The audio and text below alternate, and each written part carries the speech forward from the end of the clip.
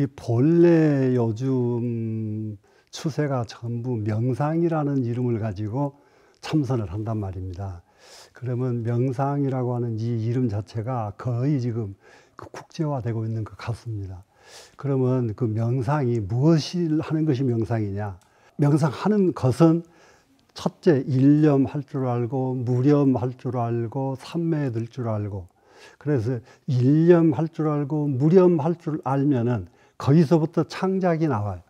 그러니까 일념만 가지고는 창작이 안 나오고, 일념에서 완전히 무념, 그러니까 일념해서 무념이 되는 건 뭐냐면은, 일념이 되면은 내가 지금 일념을 하고 있습니다, 지금. 하나의 일념을 하고 있어요. 그럼 옆에 사람들이 무슨 말을 해요. 그래 내가 일념하고 있으면서도 옆에 말을 다 들을 수가 있어요. 다 들려요. 다 들리면서도 일념을 안 놓치면 그 일념이에요. 다 들으면서도 일념을 안 놓친단 말이죠. 그런데 무념은 어떤 것이 무념이냐?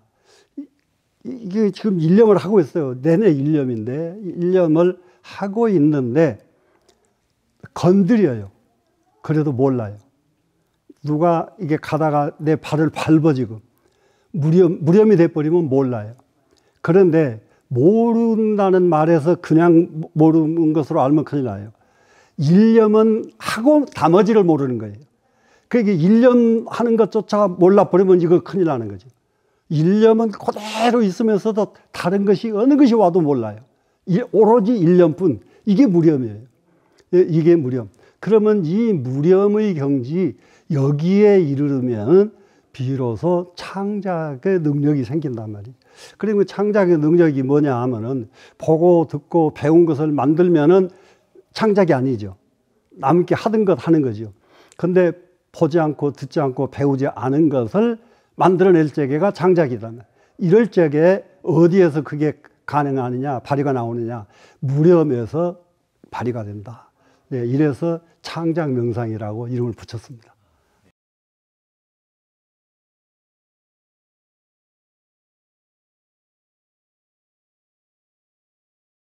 네 단계의 지혜, 이 말이 사지거든요.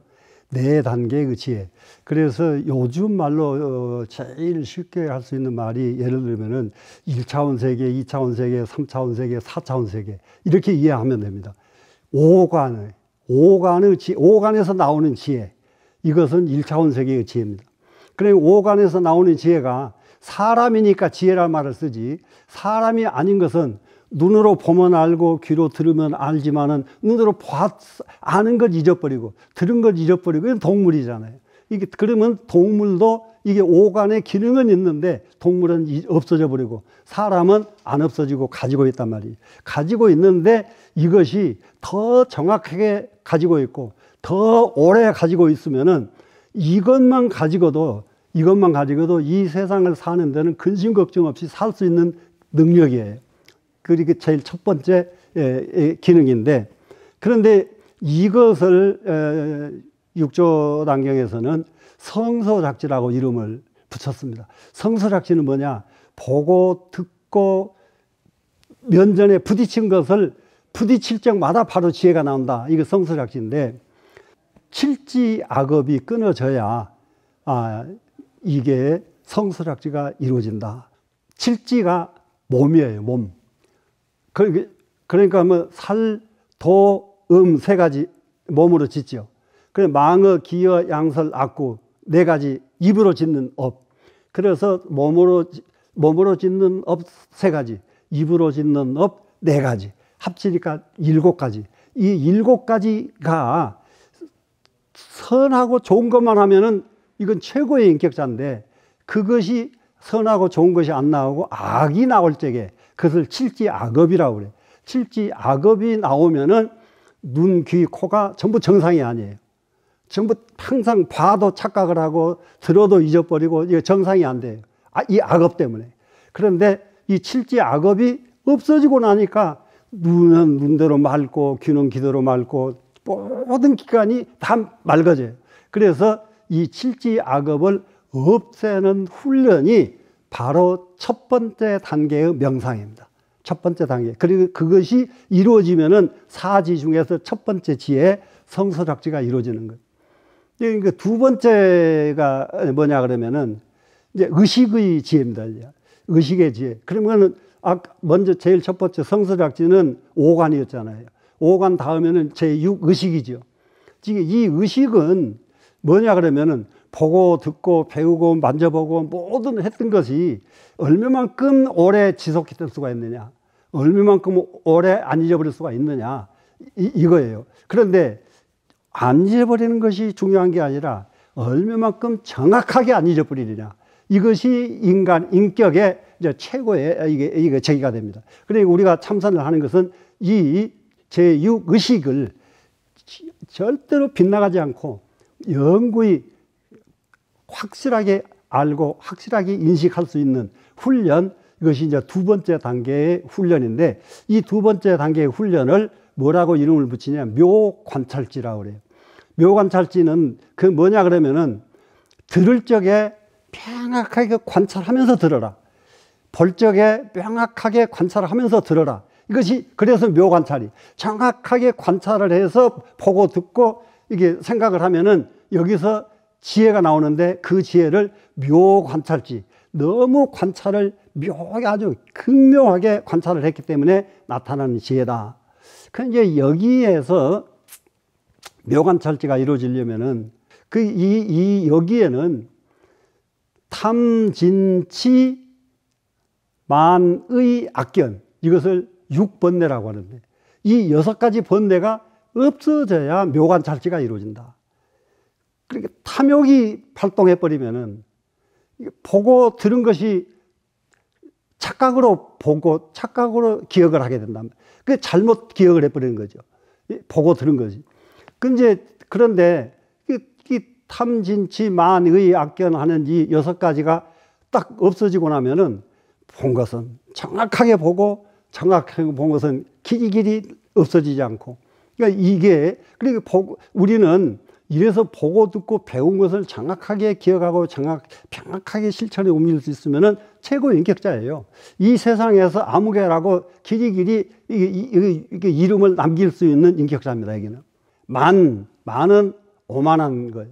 오만한. 그게 이 오만한 것을 수행을 하신 분이 누구냐 그러면은 수보리 존자가 그게 출가해가지고 이렇게 공부를 해보니까 자기보다 막 경공자의 10년, 20년 선배들이 자기만 다 못하는 거예요. 그러니까는 수보리 존자가 이거 참 10년이나 더 한 사람이 뭐 저것밖에 모르냐, 이렇게 오만해요. 누구들이 보면 너는 그것밖에 모르냐. 이래서 밤낮 사람이 사람으로 안 보이는 거예요. 전부 모자리로만 보이. 그래 어느 날 갑자기 수보리가 자기를 반조를 해요. 이건 이제 반조, 이것도 참선이거든요. 자기 돌이켜보는 거. 자기를 돌이켜보니까는 자기가 제일 안 좋은 점이 오만심이에요. 나는 오만심, 이것이 문제로다.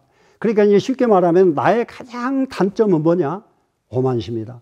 내 가장 부족했던 점이 뭐냐? 오만심이다. 내가 꼭 고치지 않으면 안 되는 것이 뭐냐? 오만심이다. 다 오만심으로 다 이게 돌아갔습니다. 수보리가. 그러니까 그때부터 수보리가 이것을 없애야만 되겠구나. 이걸 없애려면 어떻게 할까?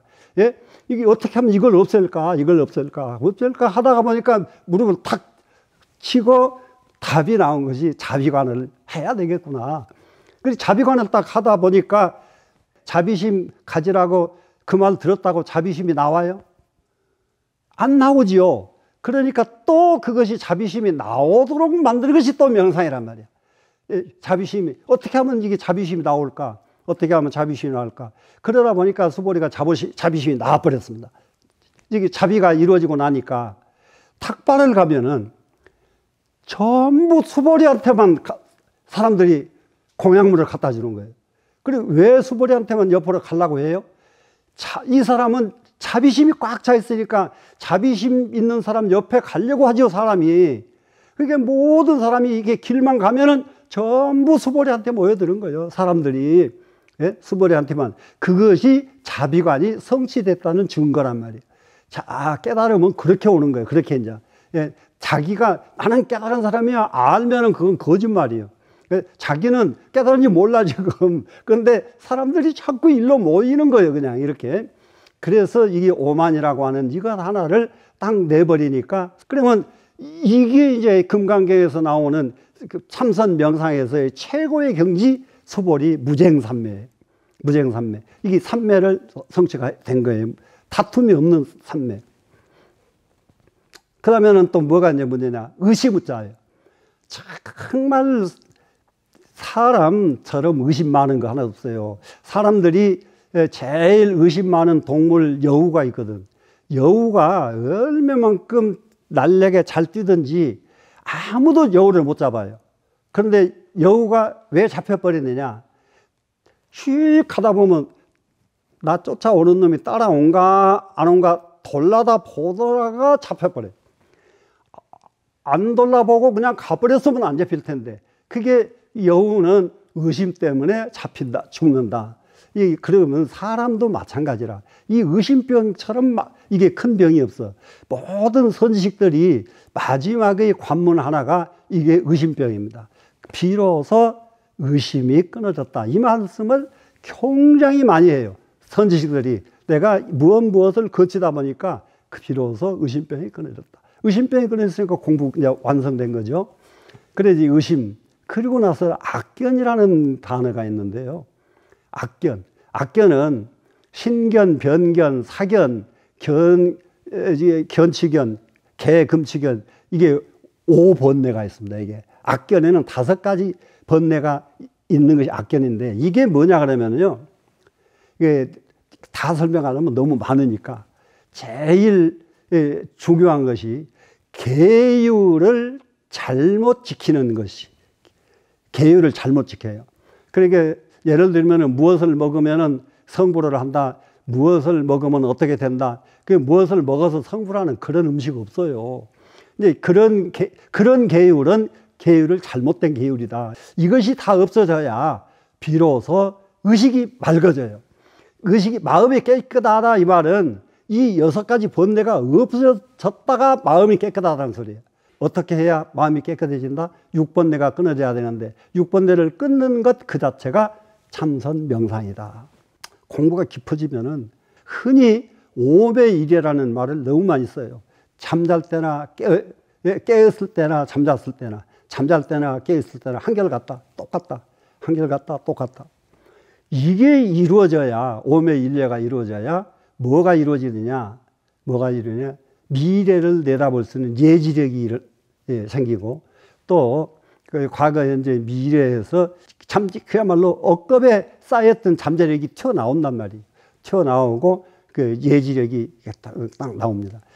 예지력은요, 그 사람의 업에 따라서 예지력이 달라요. 업이 좋은 사람은 좋은 예지력이 나와요. 그래서 앞으로 얼마 후에는 좋은 세계에 오는 것이 예지력으로 나와요. 그런데 업이 나쁜 사람은 언제쯤 가면은 세상이, 지구가 멸망한다, 이렇게 이제 그 나쁜 예지력이 나오는 것은 그 사람 업이 나쁜 사람이에요. 그 사람 업이 나쁘면은 그렇게 업에 의해서 예지력도 이렇게 나오는 것이 다르다 이 말이에요. 이게 예지력을 나오는 것, 여기에는 다름이 아니고, 근데 너무 많으니까 탐진치 삼독이라는 게 있죠. 탐진치 삼독이 끊어져야 비로소 예지력이 나와요. 이 업을, 이 탐진치 업 중에서, 사람의 본능 중에서 제일 무서운 본능이 탐욕이라는 본능입니다. 탐욕의 본능. 화내고 고집부리고 이런 것은 그거는 아무것도 아니에요.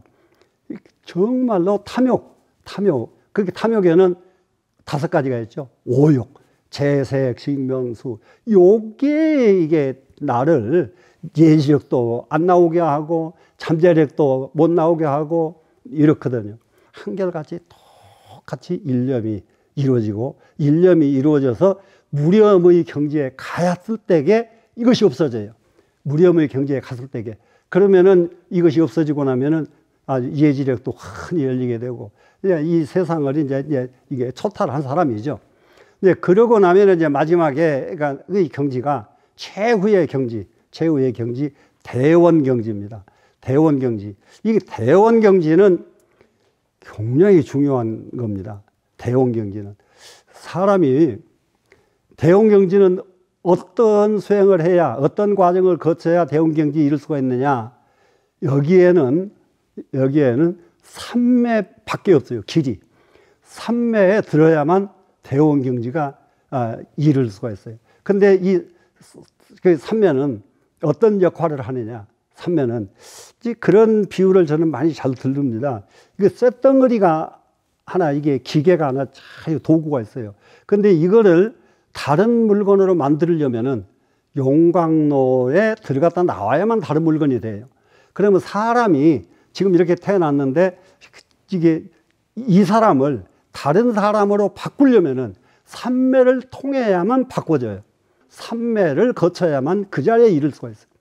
그래서 삼매를 딱 거쳐서 그 자리에 이르고 나면은 어떻게 되겠습니까? 그 자리가 비로소 부처님의 경지, 그래 대원경지입니다. 성소작지, 묘관찰지, 평등성지, 대원경지, 이 네 가지를 사지 그래요. 넉사자, 제지자. 그러면 원성 그러면은 하나도 빠짐이 없이 다 완성됐다. 이 네 가지 지혜가 완성이 됐다. 이럽니다. 그러면은 전 세계에서 지금 아무개 이 말을 들으려면은 평등성지에 이르러야 세계적인 인물이 돼요. 이 나라에서 자기 나라, 자기 환경 속에서 제일 성공한 사람, 제일 부자가 되고 제일 정치 잘하고 이런 사람이 돼도 묘관찰지에 이르러야 그런 사람이 될 수가 있어요. 예. 그러면 우리는 자, 어디까지 마음을 두고 명상을 한번 시작을 해볼까요? 이게요, 사람은요, 내가 이건 꼭 이루어야 되겠다 하는 원을 가지고 시작을 하면 다 이루어져요. 그래서 명상을 성공하냐 못하느냐, 그것은 다른 데 있지 않고 내가 나한테 원이 있느냐 없느냐, 원만 가지면은 안 이루어지는 법이 없으니 반드시 원을 가지고 명상을 꼭 성취해서 부처님의 경지에 이르기를 간곡히 한번 발언하면서 공부해 보십시다.